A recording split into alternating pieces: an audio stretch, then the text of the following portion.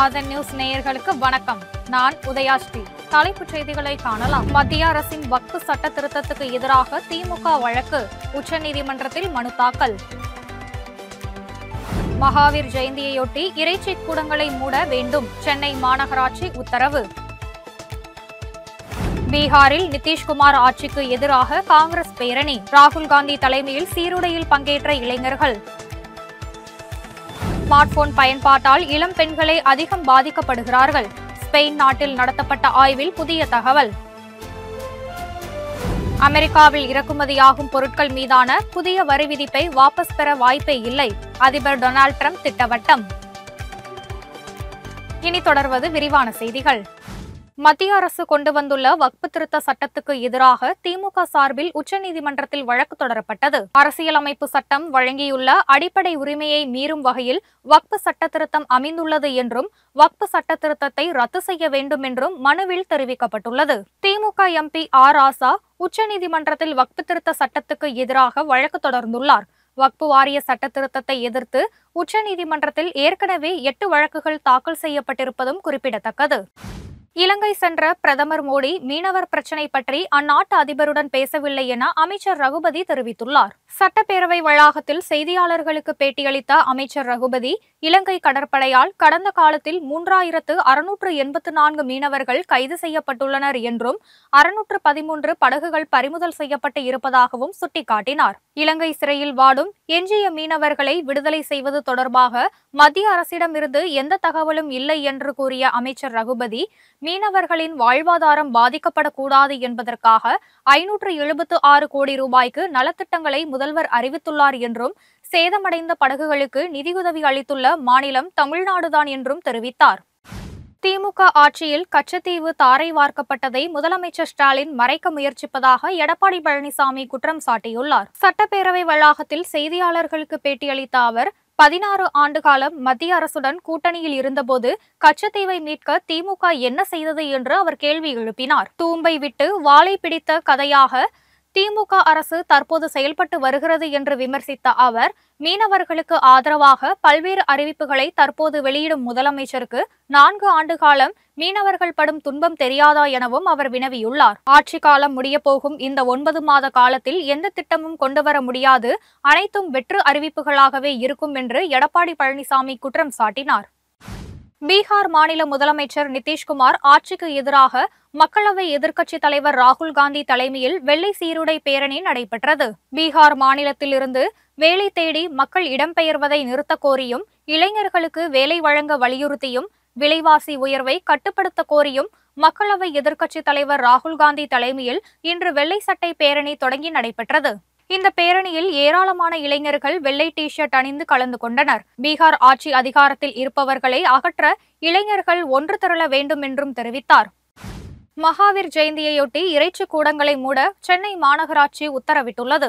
சமண மதத்தின் முக்கிய நிகழ்வுகளில் ஒன்றான மகாவீர் ஜெயந்தி வரும் 10ஆம் தேதி கொண்டாடப்பட உள்ளது. இது தொடர்பாக பெருநகர சென்னை மாநகராட்சி வெளியிட்டுள்ள செய்திக்குறிப்பில், பெருநகர சென்னை மாநகராட்சி பொது சுகாதாரத்துறையின் கட்டுப்பாட்டில் இயங்கும் பெரம்பூர், வில்லிவாக்கம், கள்ளிக்குப்பம் மற்றும் சைதாப்பேட்டை ஆகிய 4 இடங்களில் அமைந்துள்ள இறைச்சி கூடங்களும் வரும் 10ஆம் தேதி மகாவீர் ஜெயந்தி தினத்தை முன்னிட்டு அரசு உத்தரவின்படி மூடப்படும் என்று தெரிவிக்கப்பட்டுள்ளது. இறைச்சி கடை வியாபாரிகள் முழு ஒத்துழைப்பு வழங்குமாறு கேட்டுக் கொள்ளப்பட்டுள்ளது.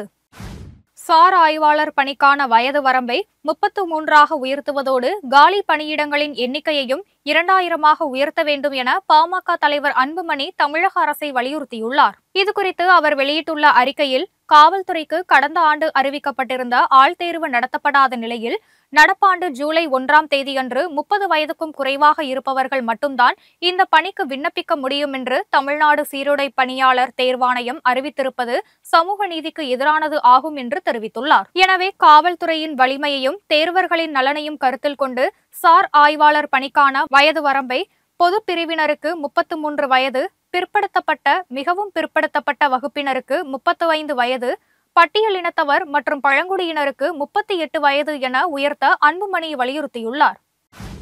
ஸ்மார்ட் போன் பயன்படுத்துவதில் இளம் பெண்களை அதிகம் பாதிக்கப்படுகிறார்கள் என ஆய்வில் அதிர்ச்சி தகவல் வெளியாகியுள்ளது. ஸ்பெயின் நாட்டில் நடைபெற்ற ஐரோப்பிய மனநல சங்க மாநாட்டில் மேற்கொள்ளப்பட்ட புதிய ஆய்வில் ஆண் மற்றும் பெண் பாலினங்களுக்கு இடையே செல்போன் பயன்படுத்துவதால் ஏற்படும் பாதிப்பில் வேறுபாடுகள் கண்டறியப்பட்டன.